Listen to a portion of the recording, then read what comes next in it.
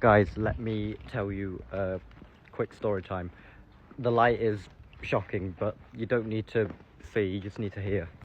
So basically, me, my girlfriend and my friend were on a walk to some sort of like abandoned mental asylum, and what happens like near there was like really scary, and I was like, oh my gosh, what the hell, we're being stalked, haunted, or just something very, very strange and weird. So we were walking near the abandoned mental asylum. It's been abandoned for like quite a long time now. But either way, my girlfriend, we were walking in like a park type thing. It's like a park with like houses all around the area, um, and then my girlfriend saw like a woman. I think it was a woman. I'm not really sure. Saw a woman laughing, and it was like pitch black, so we could not see who they were. That's why I'm saying I don't know if it was a man or a woman, but they were laughing and they ran towards us and hid behind a tree, and I saw it because I looked as well. So yeah, when we saw that, we kind of walked off to try to get to my friend's car because he was the one driving. This literally happened yesterday, but I'm still thinking about it. It was very creepy. Like I said, the lighting is terrible, but you need to hear, not see. But it was so scary. We walked off, and my friend kept an eye on the person.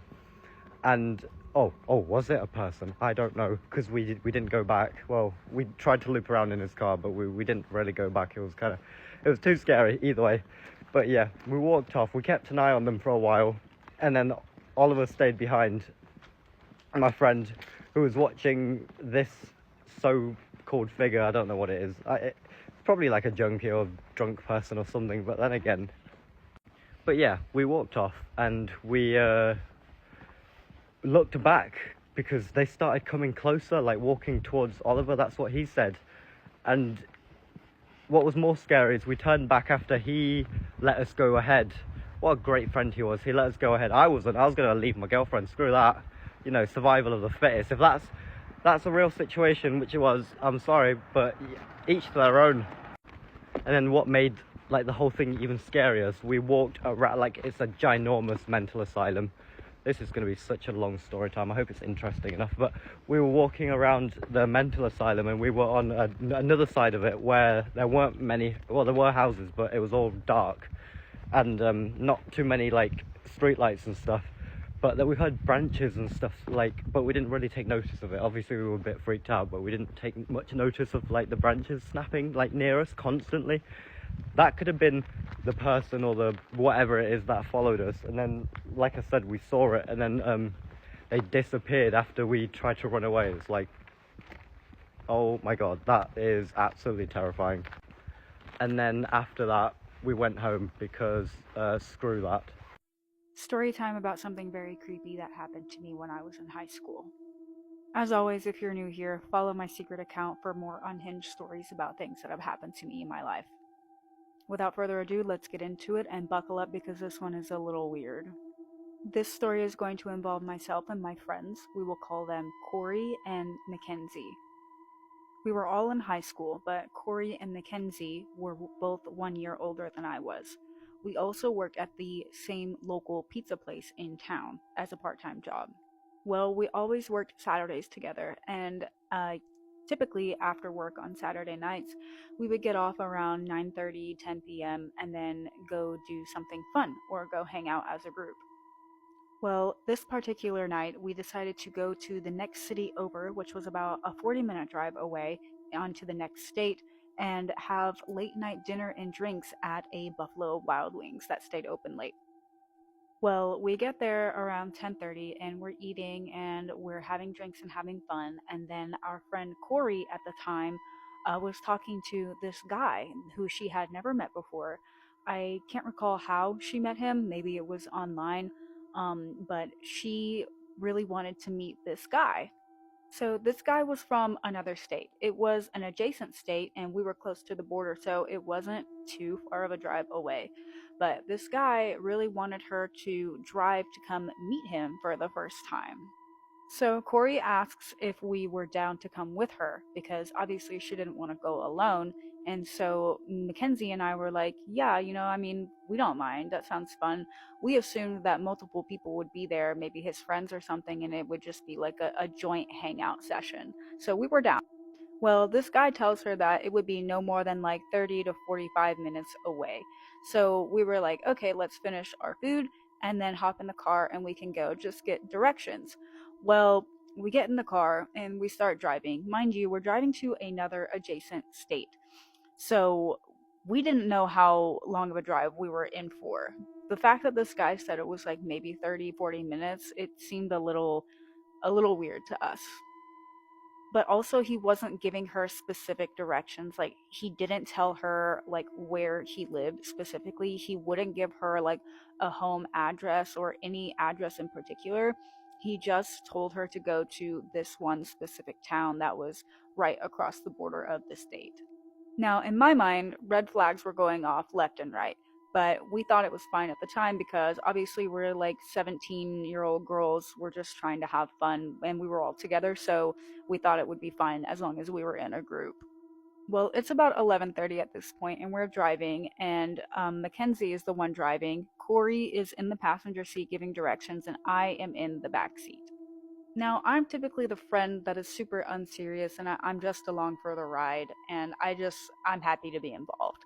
So I'm vibing in the back seat and we're listening to music, trying not to think about how creepy this is and about the fact that this guy is being super weird and not giving specific directions. We're just driving aimlessly into the next state. So it gets to the point where we have left any city limits and we are driving out in the middle of nowhere through back roads, mind you, and rural areas that neither of us like were familiar with. So at this point, we were just trusting the GPS and mistakenly trusting this guy that she was talking to and hoping that he was giving her good directions. Now, we've all been in weird situations before, and we really just always tried to laugh things off and consider it a good time. And, we're in it for the journey. And if it ends up not being what we expected it, then so what? It was a fun little trip with friends. This was not one of those times. And we were starting to realize that there were a ton of red flags with this guy, and the fact that she had never met him before, never seen him in person. He didn't tell her where he lived specifically, and she met him on probably some weird dating website. As we were driving, our cell connection starts to get spotty. I realize that I don't have any service, and there are no street lights, there are no stop signs, there are no houses from what I could see, and there are no other cars on the road. At this point, I really don't know where we are. Again, I wasn't super familiar with the area. I was trusting Mackenzie because I know that she had gone a similar route to this state before. But then we started getting nervous whenever Mackenzie said that she didn't recognize the roads or the area.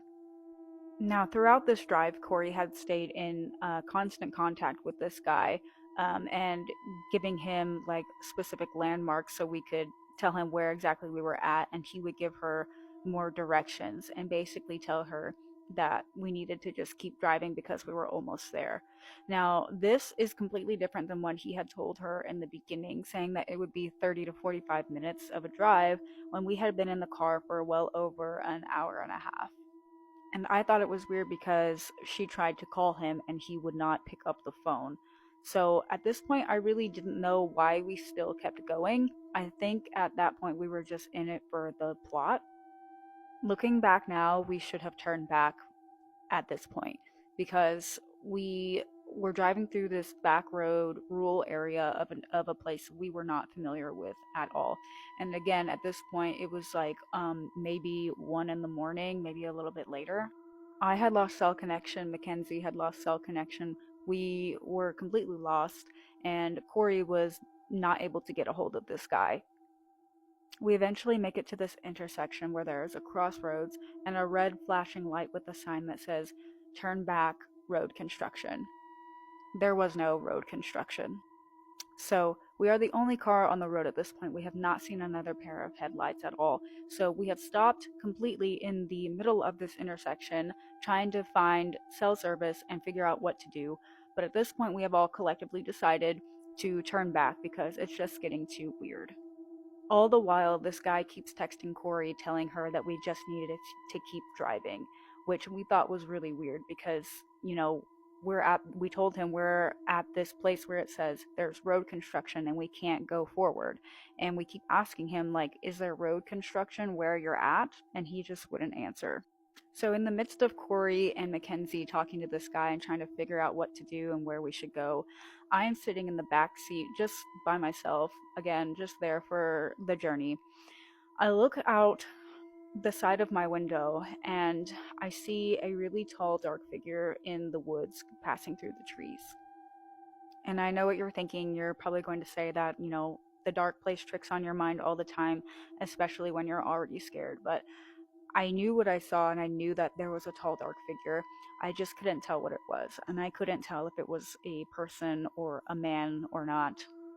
But I knew that if we just stayed sitting in the middle of the road, something probably would have happened, or I just knew that we needed to get out of there.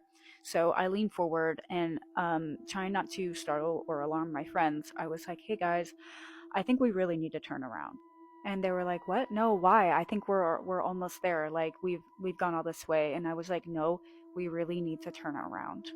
And like I said, I'm always the easygoing, unserious friend who is always in it for a good time. But I think my friends know that if I say that something is up and that we need to go, we really need to go. And they realized that when I told them we really needed to turn around. I did tell them that I saw a figure in the woods, which promptly caused a freak out within the vehicle.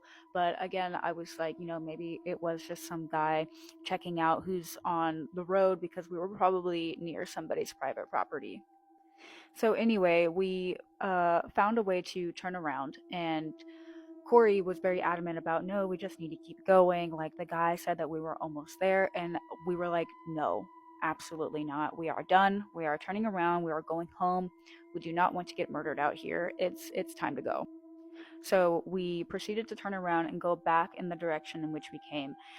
And I made the mistake of turning around and looking out the back windshield. And I probably was not supposed to do that because what I saw when I looked back behind me was a tall, dark figure standing on the side of the road.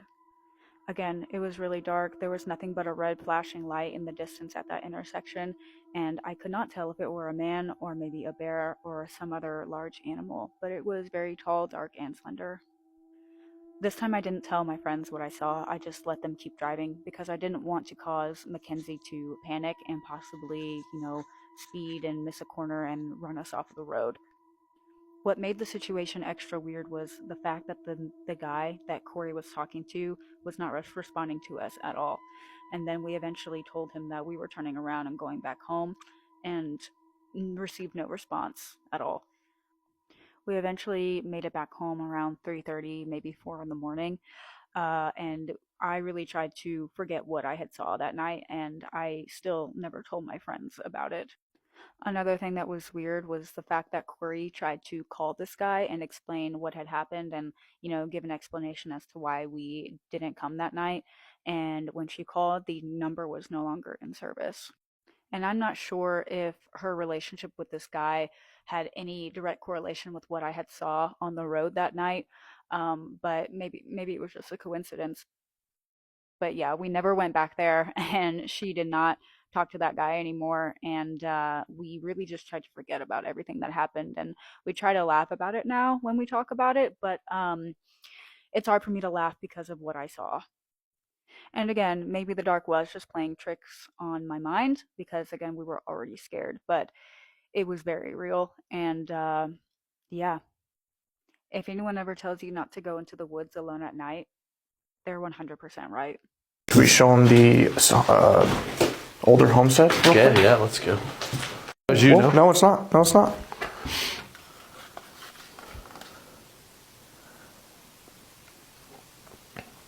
Was that you? Yeah, that's on either side. It went to both. Yeah. Naimbitahan ka na ba sa isang bahay na maraming nagpaparamdam? Anong ginawa mo? Hinarap mo ba ang takot mo?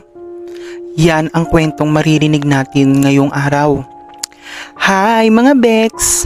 Welcome back sa panibagong episode ng Dear Bex, The Horror Stories. Dear Bex, thank you sa pag-share ng una kong story. Meron po ulit sana akong gustong i-share. This time naman po, nangyari yun sa akin noong senior high ako. Grade 12 po ako nang ma-experience ko ang lahat ng ito. During that time, nag-university hunting ako noon. One of my classmate na si Tin ay pareho kaming applying sa university. Inalok niya ako na mag-sleep over sa kanila para isasabay niya na lang ako. Since may car ang family nila, kaya pumayag ako. After class, nagpunta kami sa bahay nila. Sa labas, ordinaryo lamang ito. Hindi malaki, hindi rin maliit. But the moment na makapasok ako sa loob, iba ang pakiramdam. Parang ang bigat. Wala po akong third eye, pero malakas ang pakiramdam ko. Anyway, Bex, pinagstay ako ni Tin sa guest room. Hintayin ko na lang daw siya at bibili lang daw siya ng snacks namin. Habang naghihintay ako sa guest room nila, tumapat ako sa aircon. Natutuwa kasi ako kapag hinahangin ang buhok ko. Habang nagpapahangin ako, may narinig akong nayabag ng paa. Parang yabag ng batang tumatakbo. Natigilan ako and nakaramdam na naman ako ng kaba. Then all of a sudden, a few strands of my hair bigla na lang tumataas sa harap ko. Tumataas na nagsisway-sway. Nanginginig ang kamay ko. Hindi ko maigalaw ang buong katawan ko. Imposible na dahil yun sa hangin ng aircon. Since hindi ba nga nakaharap ako dito, so yung buhok ko dapat palikod hinahangin. Pero ito, para bang may nakahawak sa hibla at nilalaro ito. I mustered up the courage at tumayo at lumabas ng kwarto. Paglabas ko ay nakasalubong ko ang kasambahay nila. Sinabi ko ang nangyari. Ate Che, sa loob ng kwarto, may naglalaro ng buhok ko. Tumingin siya sa akin at sinabing, yun ba? Yung bata lang yun. Huwag kang matakot. Hindi ka naman aanuhin nun. Biglang bumilis ang kabog ng dibdib ko, Bex. Kasi pagpasok pa lang, iba na talaga ang feeling. Confirm ang hinala ko. Nang dumating si Tin, ikinuwento ko sa kanya ang nangyari. Lalo kong ikinabigla ang sinabi niya. Actually, Day, 3 sila. Para akong binuhusan ng malamig na tubig sa sinabi niya. Yung bata dyan sa kwarto. Tapos may babae sa sala at yung isa naman sa terrace. Curious lang siguro sila kasi ngayon ka lang nagpunta dito sa bahay namin. Gusto kong umuwi nun. Pero tiniis ko. Sabi ko, isang gabi lang naman, Bex. Nang matutulog na kami sa kwarto, nakiusap ako kay Tin na tabi kami kasi natatakot talaga ako.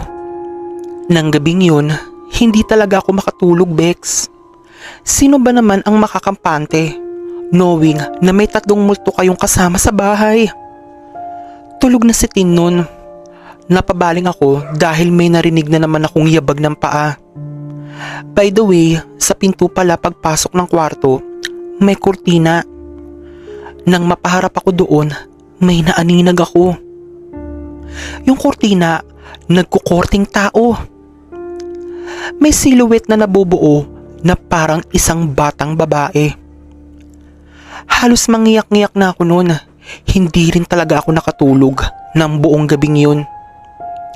Hanggang sa mag-umaga, kahit puyat, pumila kami para magpasa ng application sa university. Nang pauwi na kami, tinanong niya ako kung gusto ko raw bang mag-dinner sa kanila. Mabait at generous ang pamilya ni Tin. But after spending that night sa bahay na may 3 nagpaparamdam, I politely declined at naiintindihan naman niya. Pasensya na kung natakot ka sa kanila, Day. Wika ni Tin sa akin. Pero as long as naman na hindi mo sila naiistorbo o nagagambala, wala silang gagawin sa'yo. After nun, Bex, natakot na ako mag-overnight sa bahay ng kahit sino pang mga kaklase ko. Bumibisita pa rin ako minsan kila Tin, pero hindi na ako nagpapaabot ng gabi or nakikitulog pa. Even now, hindi ko na talaga kayang makitulog sa bahay ng iba. Natatakot na kasi ako na baka may magparamdam na naman sa akin. Ito lamang, Bex. Marami pa akong scary experience, pero ito po muna sa ngayon. Sana ay mabasa mo ito. Thank you and God bless sa'yo. And yun po ang ating horror story for today, mga Bex. Kayo din, mga Bex, kung meron din kayong mga horror stories katulad nito, please i-PM nyo na yan sa akin dito sa TikTok, ipadala nyo na yan. Babasahin natin yan, and malay nyo naman, stories nyo na ang ma-feature natin dito sa susunod. At kung nagustuhan nyo naman ang ating horror story for today, please follow me here on TikTok at sa iba ko pang mga social media accounts. Please, mga Bex, subscribe na rin kayo sa aking YouTube channel na Chris Colayo, and follow nyo na rin ang ating podcast sa Spotify na Dear Bex The Horror Stories. So see you, mga Bex, sa mga susunod pang Dear Bex The Horror Stories. Bye, mga Bex! Ingat kayo palagi! Creepy stories from Reddit users. Let's go. This happened in Bucharest in the mid-2000s, and it's my go-to weird glitch in the Matrix story that I cannot explain. It's 11 p.m. on a Friday, I'm driving home, and I get a call from my best friend. It's someone else on the line telling me my friend is extremely drunk, acting like an idiot in a bar, and if it's possible to come and get him as people are calling the cops and he doesn't want to leave. I go to the old town center, I see my buddy with 3 of his university buddies outside of the bar, and they're completely wasted. There's a police car parked in front of me, but it's traffic police, so the cops are just watching me collect these messes and struggle to get them in the car. But one of them throws up on the sidewalk. I'm stressed as earlier that day I had already gotten a ticket. I did a small mistake in the Victoria roundabout during rush hour. I'm being specific as this place will come up later. And the cop decided to make an example out of me and really scared me a bit. So I managed to get them in the car, and the moment I start the car, the cops block me and they check me for alcohol. They make me blow in the tester, they check my papers and stuff, and one of the cops is really trying to give me a ticket for anything. He's now saying I'm not supposed to be on this specific road or something like that. It's bullshit. He just wants to burn me. But the other cop comes and tells him to let me go because I had already gotten a traffic ticket that day. And apparently they couldn't give me 2 tickets for minor traffic violations in 24 hours, which is a rule I've never heard of before or since then. This was mildly weird, but not glitch in the Matrix stuff. Anyway, I drive them to the opposite part of town where they lived in the student complex. No more incidents. It's now about 12:15 a.m. and I'm driving home. I get to Piazza Victoria, which is the absolute central point of the city. It's a huge square that's a roundabout from which every main boulevard in the city starts. So each exit from this square roundabout is a huge 6-lane boulevard, and each boulevard takes you to a different neighborhood, and each boulevard is very unique looking and it's very well marked. So it's almost impossible for someone who lives in the city to take the wrong exit in this place. It's also 12:30 a.m. by now, and it's completely empty, so 0 traffic or anything that could distract me from taking the wrong exit. I enter the roundabout, I see my exit, and I take it like I've previously done hundreds of times. I get on the boulevard, but I immediately know this is not my boulevard. It's a completely different one that takes me in a very wrong direction. The only option I have is to turn around to the square. I say, okay, that's weird, but I've had a very long day, was in university, I also worked, the 2 police encounters, both very stressful, almost 2 tickets, the whole commotion with the drunk friends. So I turn around, go back in the roundabout, drive until my exit again, take my exit, and I'm on the other boulevard again. Same thing as first time. I say, okay, I'm a complete dumbass for doing this, I need to focus now. I turn around, get into the roundabout, drive until my exit, take my exit. I'm focused now on all of the details. But nope, I am on the other boulevard again. Now I start to get annoyed at myself. I start screaming in the car out of frustration. I turn around, get in the roundabout, drive slowly. I get to my exit slowly. I take my exit slowly, and focused and sharp and clear, and I'm on the other boulevard again. This is freaking me out by now, as you can imagine. 2 hours I spent there doing the same thing, and I haven't seen one person or one car in that whole time, which is another strange thing from that night. I don't believe there's ever been 2 hours in that place without a car passing. This is literally the epicenter of traffic in a city with 2+ million people. I was having a breakdown. I was almost crying from anger at the end, screaming my lungs out every time it happened. And then I finally got to my exit, and I found myself on my street. And in 5 minutes I was home, and the clock said 2:40 a.m. I simply cannot explain it. I had a phone, but it was late and I was very angry, and I really didn't know how to explain to someone what was happening. It would have sounded like I'm on drugs or I'm having a psychotic episode, and I didn't want to make a bigger deal out of it. Plus, it seemed like such a stupid problem to have. I just couldn't express it or explain it, and I still can't. Thank you for reading. All the best.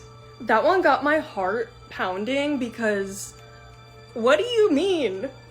You're driving for 2 hours when it should have taken you 5 more minutes to get home, and you're taking the right exit and then it's just wrong.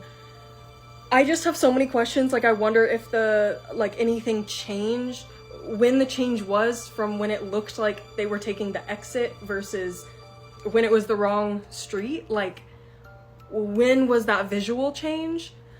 I don't know. Ow, this one freaks me out. Let me know your thoughts in the comments. All right, real life scary spooky story time. I'm sorry I sound a little nasal. I'm fighting allergies. So this is a twofer. This is a story my mother reminded me of that she hadn't remembered because it was lodged deep in her memory. So a couple of years after she had left my father, we're in our apartment and she's preparing herself some dinner after she had gotten off her shift from work. She goes into the kitchen, puts a tray together with her food, her plate, and some tortillas. Being Mexican, that's part of what we eat with every meal. She puts these tortillas in a tortilla holder, which if you're not familiar with them, it's something that keeps your tortillas warm while you eat. You pull them out at a time and you eat. So she takes her tray into the living room because she's about to sit down and watch her favorite novela or show or whatnot. And she's going to eat while she's sitting on the sofa watching her program.